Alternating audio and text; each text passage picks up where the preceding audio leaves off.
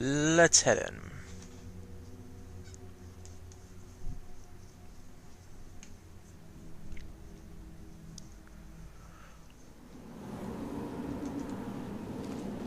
Alright. Oop, there's people though. Okay, Imperial Bow.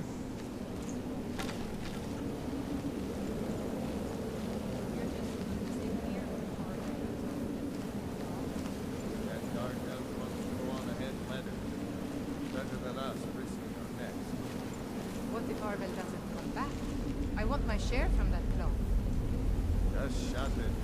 Keep an eye out for trouble. Is someone there?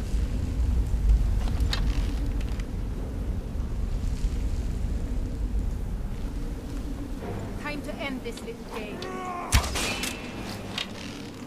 Ah, damn it.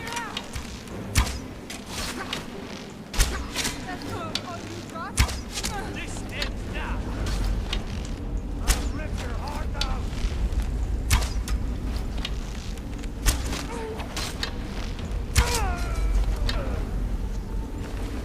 Alrighty.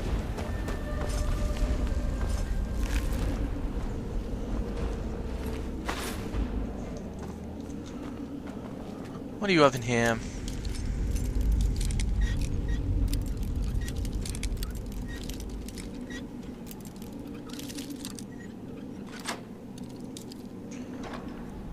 Quite a bit of good stuff.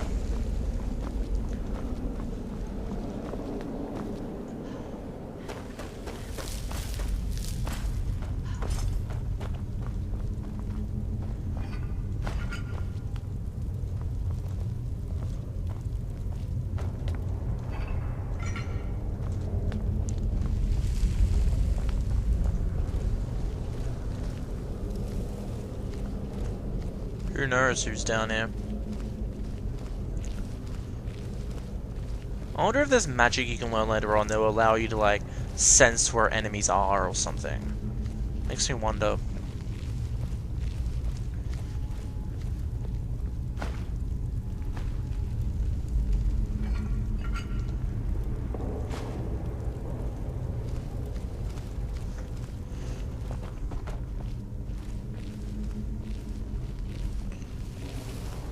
By the way, I'm only crouching because I don't know who is in here.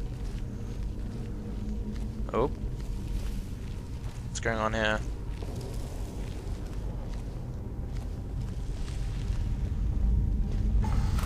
Whoop. What the hell? Oh, it's a puzzle. And a rather simple one as well.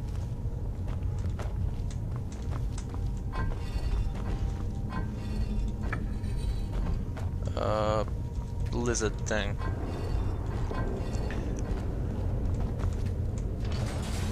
Yep, there it is. What the hell, man? That was so simple.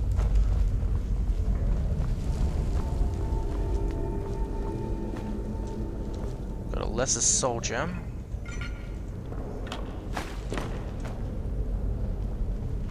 Read, Thief. Thief by Revan. If the reader has not yet had the pleasure of reading the first volume of this series, In the Life of Eslif Errol Beggar, he should close this book immediately, for I shan't recap.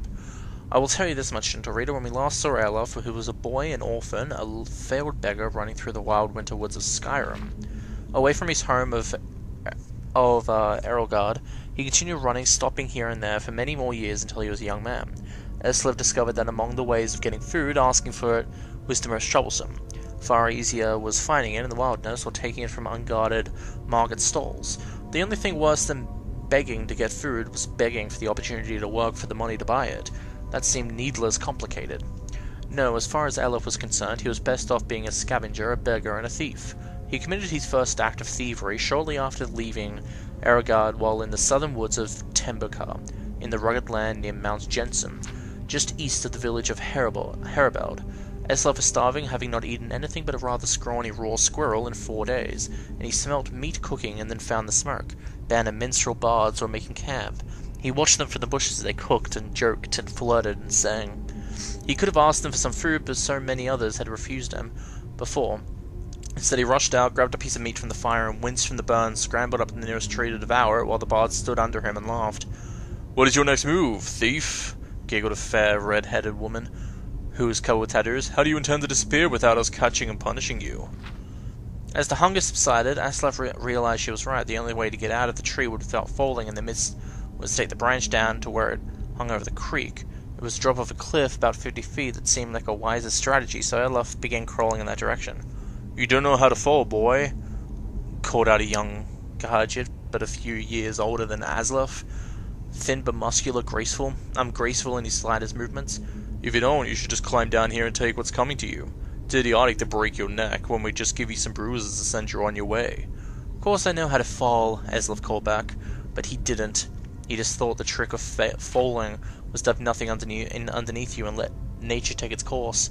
50 feet up when you're looking down is enough to give anyone pause. "Sorry to doubt your abilities, Master Thief," said the Khaja, grinning. "Obviously you know how to fall feet first with your body straight, but loose to avoid cracking like an egg. It seems like you were destined to escape us." Aslov wisely followed the Khaja's hints and leapt into the river, falling without much grace but without hurting himself. In the years that followed, he had to make several more drops from even greater heights, usually after a theft, sometimes without water beneath him, and he improved the basics technique. When he arrived in the western town of Jelinsum on the morning of his 21st birthday, it didn't take him long to find out who was the richest person, most deserving of being burgled. An impregnable palace in a park near the center of town was owned by a mysterious young man named Sorbud. Aslov wasted no time in finding the palace and watching it. The fortified palace, he had come to learn, was like a person with quirks and habits beneath its hard shell. It was not an old place, evidently, but whatever money this Sorbud had come into was fairly recent. It was regularly patrolled by guards, implying that the rich man was fearful of being burgled, with good reason. The most distinctive feature of the palace was its tower, rising 100 feet above the stone walls, doubtless giving the occupant a good defensive view. Aslov guessed that this Sorbud was as paranoid as he guessed him to be. The tower would also provide a view of the palace storehouse. The rich man would want to keep an eye on his fortune.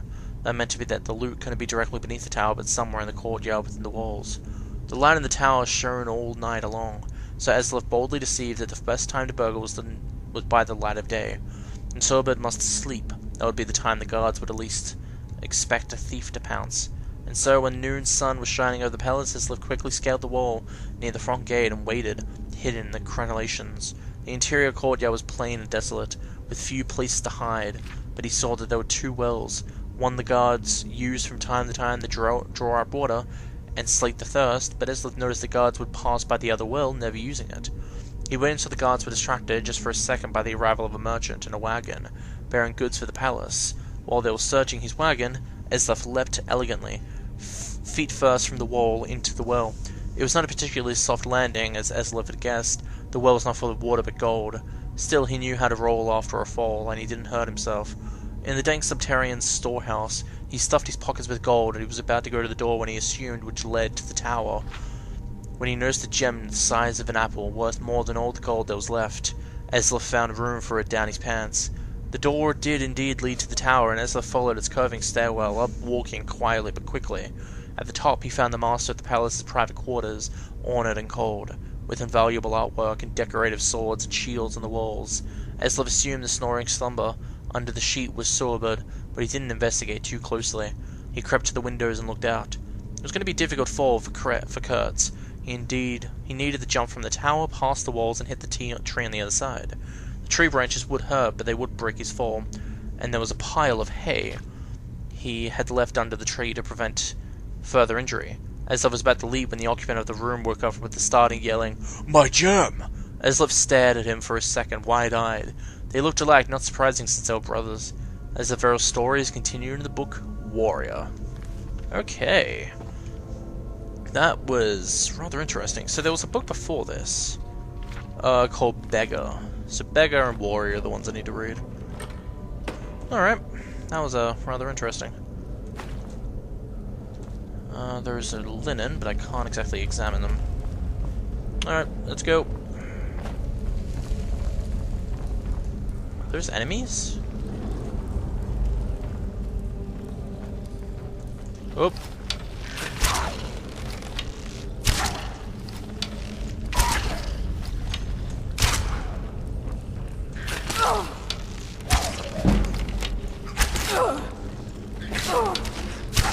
There you go.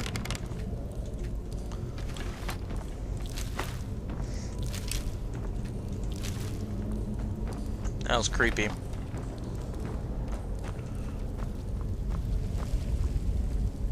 Scroll of Fireball.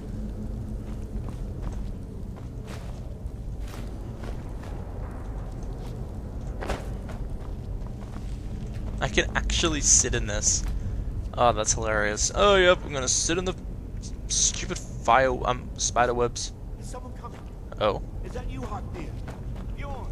Soling. Maybe. Why do I feel like there's gonna be a spider in there? Oh, there's so much spider webs. Okay, I feel like there's something here. There's just so much here.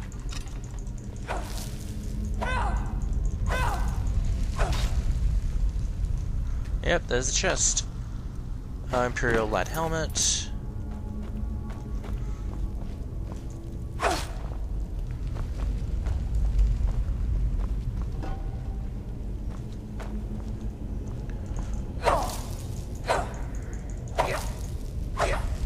Whoop. Ooh. Oh, yeah. Well, let's burn it. Get it away from me.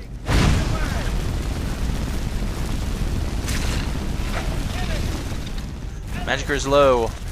Alright, time to bash you up.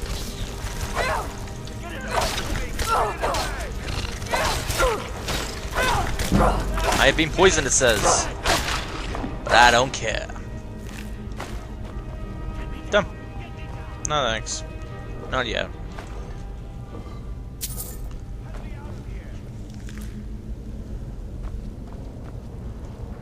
Get me down. Get me down. Why? Damn, that's very gross. Out of here. Why? You, over here. It's coming loose. You did it. You killed it. Now cut me down before anything else shows up. Where's the golden claw? Yes, the claw. I know how it works. The claw, the markings, the door in the Hall of Stories. I know how they all fit together. Help me down and I'll show you. You won't believe the power the Nords have hidden there. Fine, let me see if I can cut you down. Sweet breath of arcade, thank you. Fine. Ow, sorry. You fool. Oh, Why should I share the pleasure with anyone? really now? Oh. Thanks, Fendel. I was actually gonna see if he surrendered, but I guess not. Oh, I found the golden claw. That's what the guy in Riverwood wanted. Okay.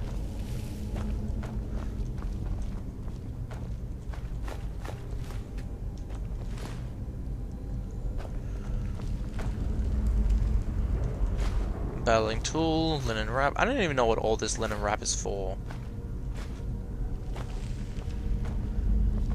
I've gotten so much linen wrap, it's not funny. Okay, I'm at 270.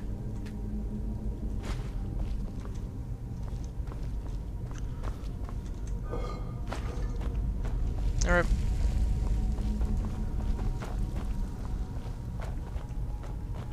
Don't like the looks of this. Yeah. This looks creepy. Whoop. Ooh.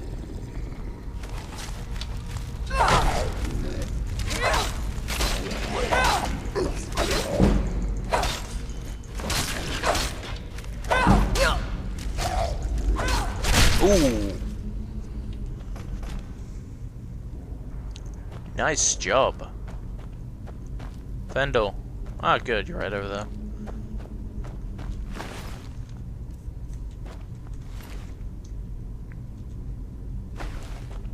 Carrying too much to run. Oh god.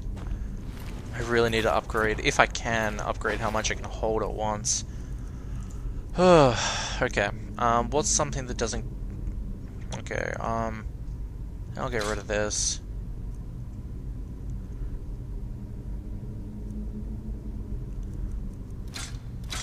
Yeah, those don't really seem that important.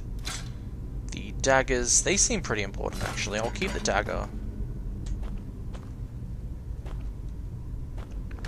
Where's the dagger?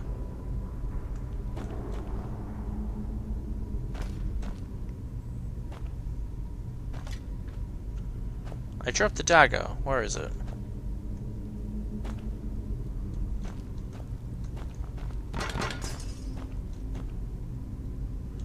Doesn't matter. Okay, Imperial.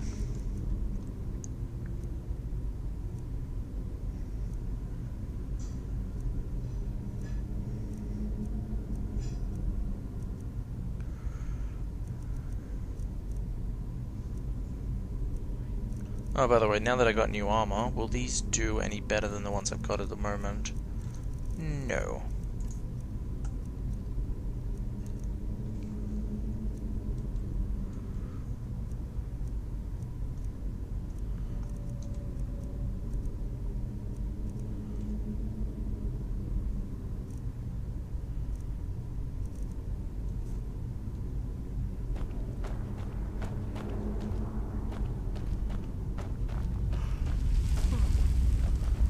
Oh, there we go. Ooh, I just noticed that.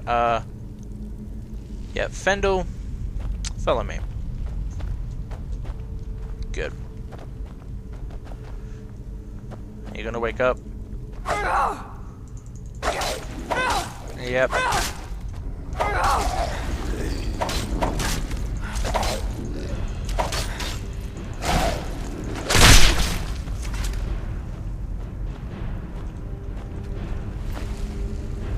Carrying too much again.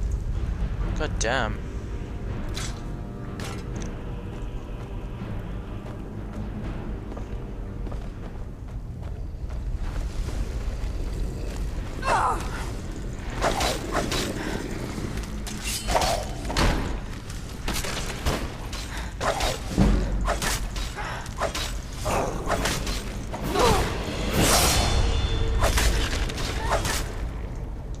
Well then. Ancient Nord bow. I'm just gonna take individual ones now. Amethyst, gold. Ooh, this. Nice.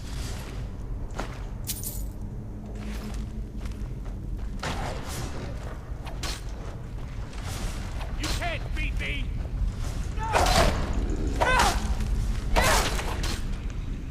You okay, Fendel? I'm right behind you.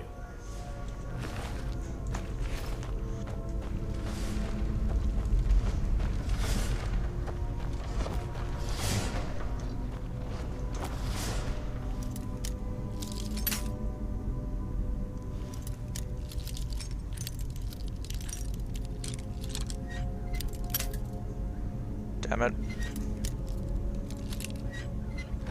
There we go. Gold, lockpick, iron, cool.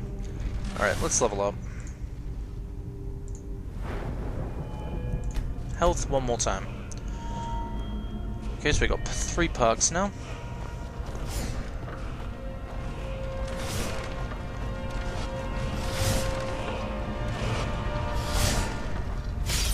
Up. Oh no! Fendel!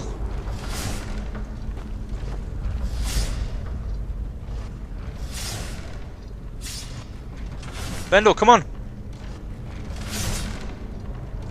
You can do it! Come on!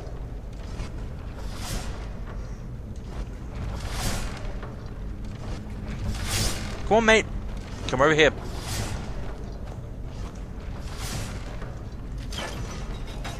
I didn't actually know there was a chain to stop it. That was my fault. Oh my god, I got scared there.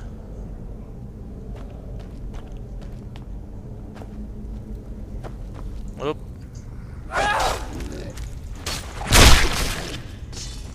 Yeah, that's what I'm talking about.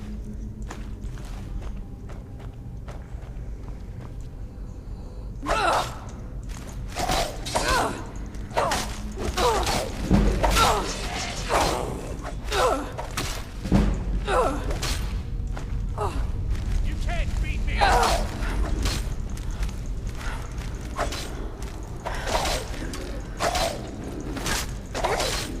Oh, health is low. Defeat them, Fendel.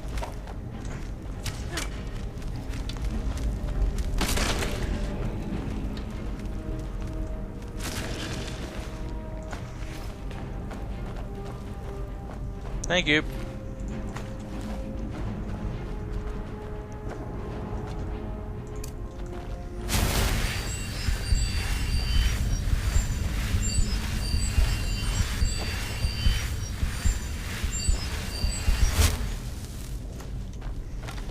Perfect.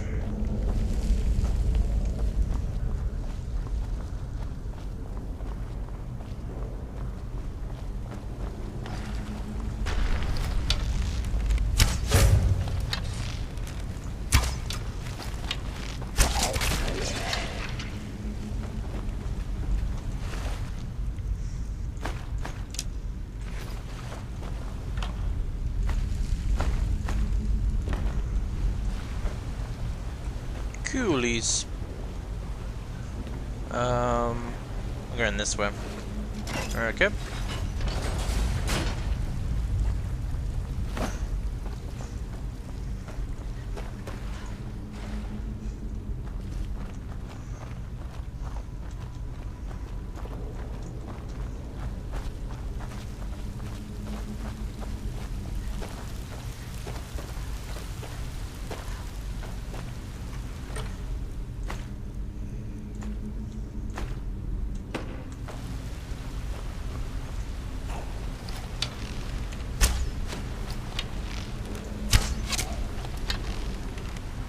Oop.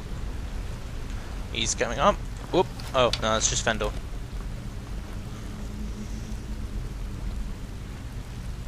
And incoming!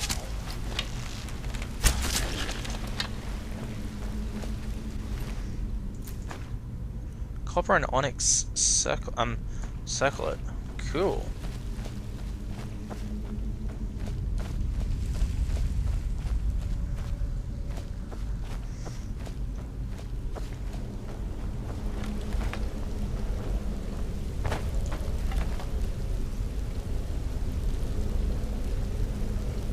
I have a feeling that chest is guarded. I guess not.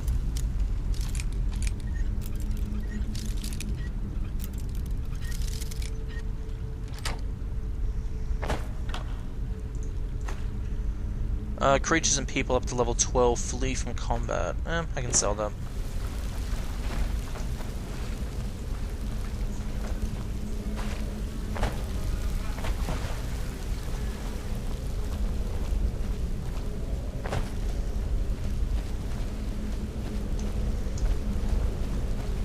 Guess this way I'm going.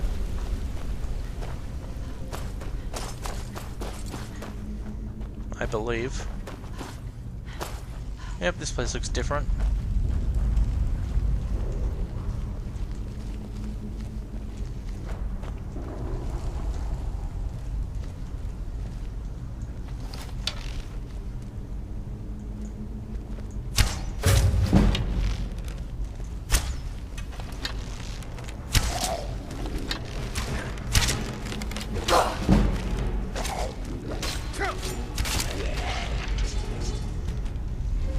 There we go. Oh, right. Pfft, my fault. Yeah, drop that.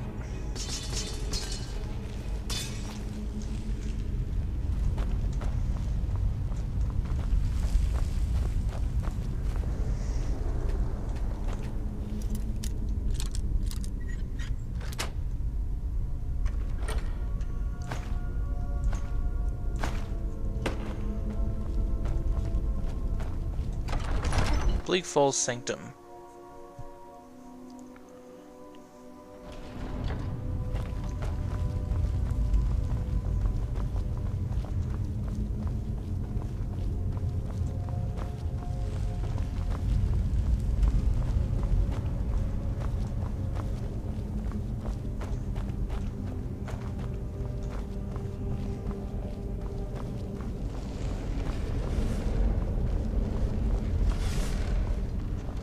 Oop.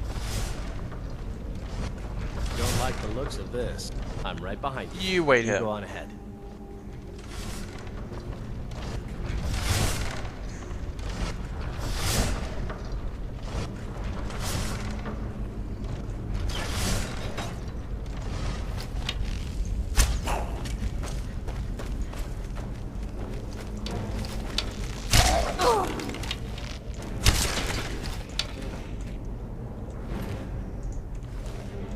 We heading out?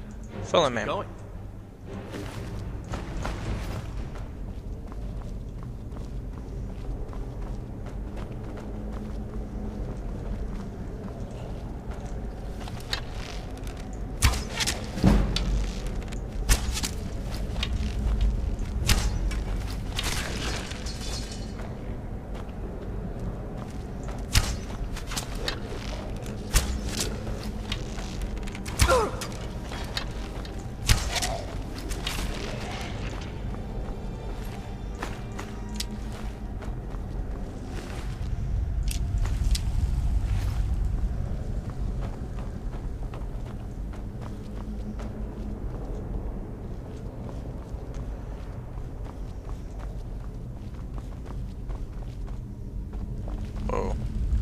that was something weird.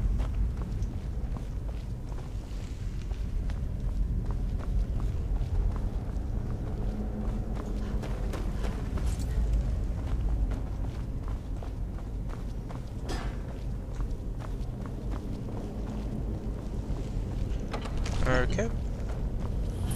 What's in here?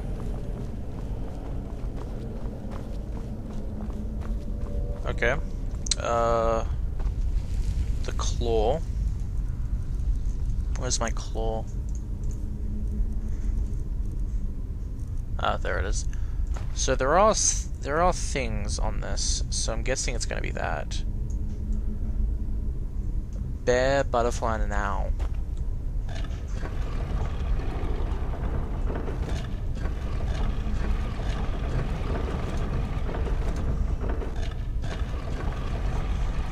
Cool, there it is.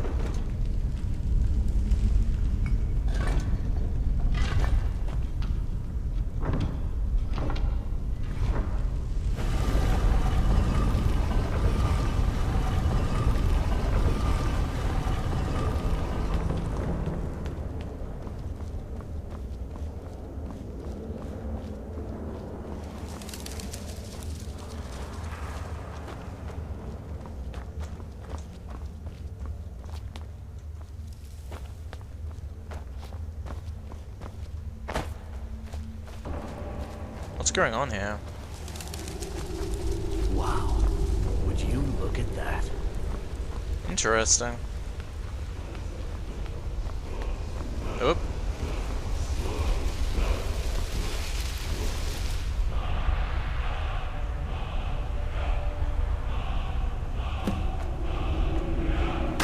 Oop. Attack it!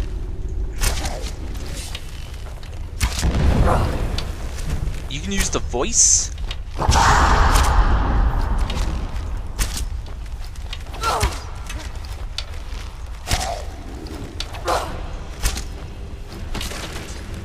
Yeah.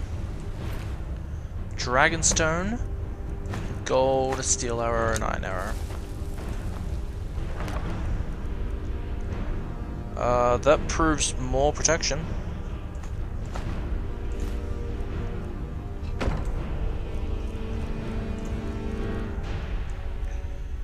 So I guess I'll get rid of my other shield, which I've got 2 of.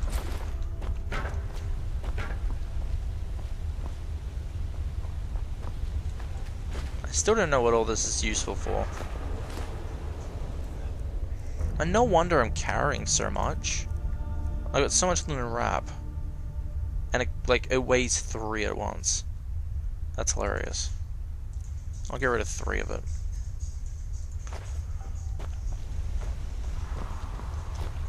Where'd the other 2 go? And they glitched out of existence. Alright. That's interesting enough.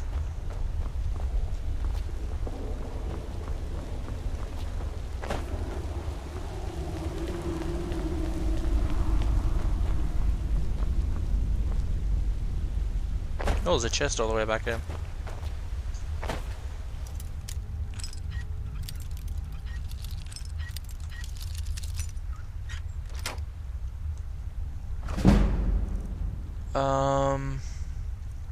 Conundrum, or whatever it's called, amethyst, gold.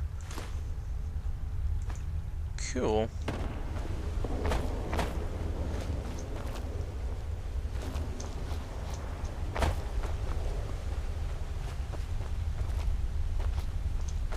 Okay, I need to get back up.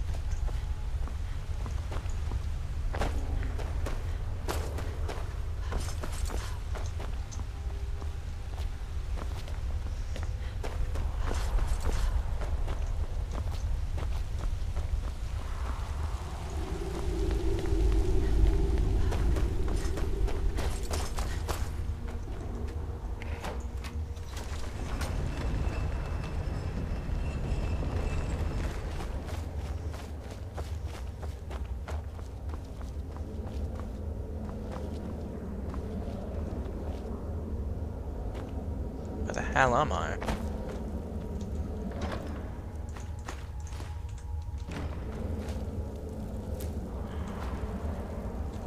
Carrying too much to be able to run because of a skull? Wow.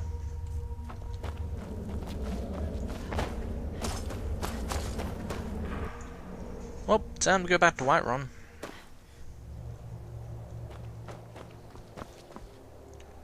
Okay, so we're over here. Well, let's fast travel back.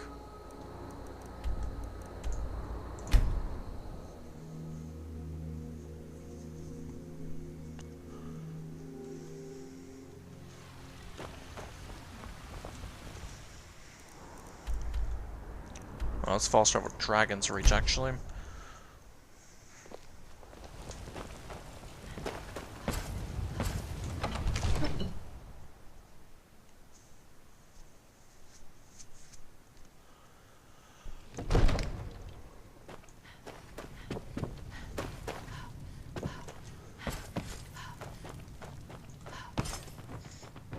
You see? The terminology is clearly First Era or even earlier. I'm convinced this is a copy of a much older text. Wait. Perhaps dating to just after the Dragon War. If so, I could use this to cross-reference the names with other later texts. Good. I'm glad you're making progress. My employers are anxious to have some tangible answers. Oh, have no fear. The Jarl himself has finally taken an interest, so I'm now able to devote most of my time to this research. Time is running, Farengar, don't forget. This isn't some theoretical question. Dragons have come back. Yes, don't worry. Although the chance to see a living dragon up close would be tremendously valuable. We have a visitor. Let me show you something else I found. Very intriguing. I think your employers may be interested as well. Ah, yes, the Jarl's protege. Back from Bleak Falls Burrow. You didn't die, it seems. Huh? Ah, the Dragon Stone of Bleak Falls Burrow. Seems you are a cut above the usual brutes the Jarl sends my way. So, what about, I got you the Dragonstone, what's next? That is where your job ends and mine begins. The work of the mind, sadly undervalued in Skyrim. My associate here will be pleased to see your handiwork. She discovered its location by means she has so far declined to share with me. So your information was correct after all. And we have our friend here to thank for recovering it for us. You went into Bleak Falls Barrow and got that? Nice work. Just send me a copy when you've deciphered it. Farengar, you need to come at once. A dragon's been sighted nearby. You should come too. A dragon? How exciting. Where was it seen? What was it doing?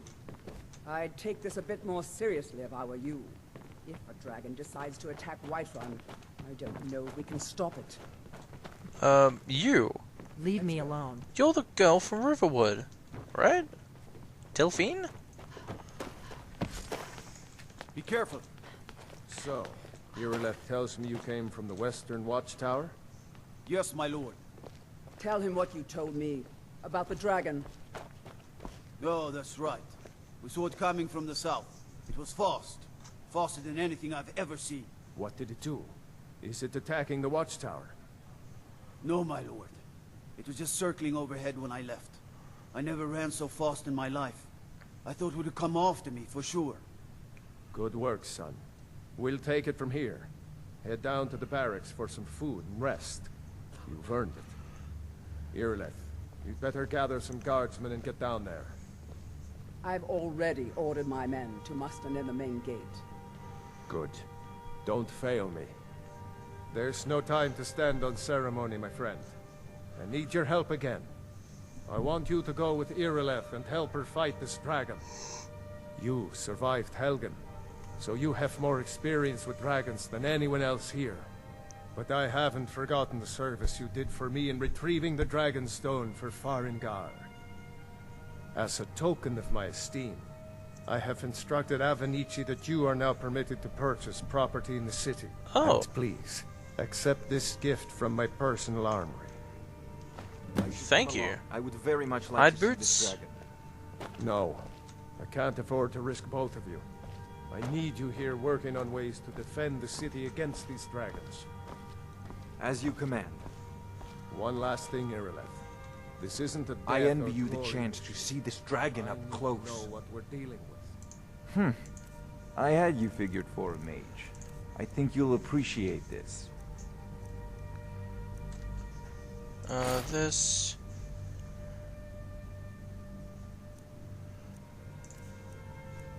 I need to be able to run. Spells and incantations for those with the talent to cast them. You know, you've got the my lord. aptitude. I'm the You very should join the soul of Mages court. College in Winterhold. Okay. No, let me talk to you. I can't run. Help Irileth kill this dragon before it can attack Whiterun. There's no time to lose. Well, I'm gonna jump cut. I'm gonna walk all the way to the store so I can sell this stuff without having to drop one bit. So, yeah.